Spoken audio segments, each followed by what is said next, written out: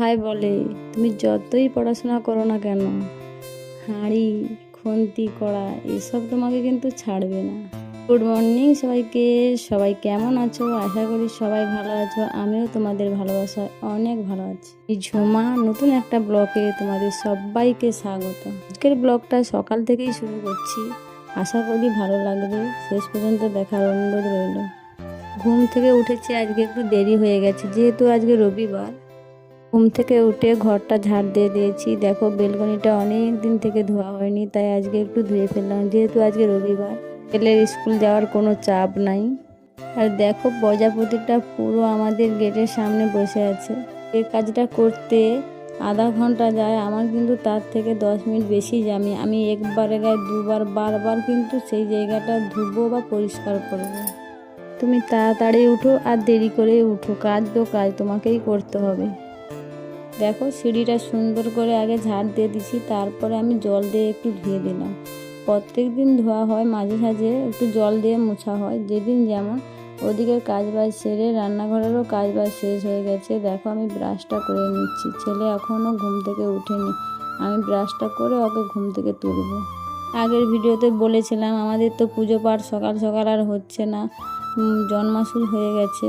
সত্যি বলতে সকালের পুজো পাঠটা সারলেই মনে যেন একটা শান্তি আসে। ঘুম থেকে উঠে রোজ সকালে ছেলে মেয়ে দুজনকে আমি জল দেই আর আমিও নিজে এক গ্লাস জল খাই। এটা আমার প্রত্যেক দিনের অভ্যেস। সকালে প্রথম প্রথম জল খেতে একটু হিক্কা লাগবে, কিন্তু খেতে খেতে অভ্যেস হয়ে যাবে। যেহেতু আজকে রবিবার, তাই ভেবেছি একটু সব রকম পাতা গুঁড়ে নিয়ে এসে একটু শরবত বানাবো। শরবতটা তো সব সময় হয়ে উঠতে পারিনি, কেননা ছেলে স্কুল চলে যায় আর সকাল সকাল, তারপরে ওকে বের করে দিয়ে কাজবাজ থাকে আর এটা করতে হলে একটু টাইমও লাগে। শরবতটা দেখো আমি খাওয়া দাওয়া শেষ করে ওকেও দিয়েছি। শরবতটা খাওয়া দাওয়া শেষ করে ছেলের আজকে শরীরটা একটু ভালো নয়, তাই ছেলেকে একটু গ্যাসের বটি দিচ্ছি। মেয়েরও শরীরটা আজকে ভালো নয়, শুয়ে আছে এখন অবধি উঠছে না, ওকেও গ্যাসের বটি গরম জল দিয়েছি। এদিকে দেখো পুকুরে মাছ ধরা হয়েছিল, যেহেতু আজকে মাছ নাই তাই পুকুরে জাল থেকে মাছটা ধরা হয়েছিল। ও মাছটাই আমি সুন্দর করে কেটে নেব। যেহেতু আমার যা আজকে বাড়িতে নাই, বাপের বাড়িতে গিয়েছে, সব রকম কাজ আমাকেই করতে হবে। মাছটা আমি সুন্দর করে কেটে ধুয়ে নুন মাখিয়ে দেব।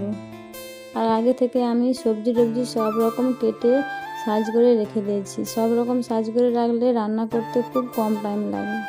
তো সব রকম সবজি আমি কেটে ধুয়ে রেখে দিয়েছি। আমার বাড়িতে মাছ ধরার আগে বাজার থেকে আজকে চিংড়ি মাছ নিয়ে এসেছে, খুব বড় বড় ছটকা চিংড়ি। ওই ছটকা চিংড়িটা কিছুটা ভেজে রেখে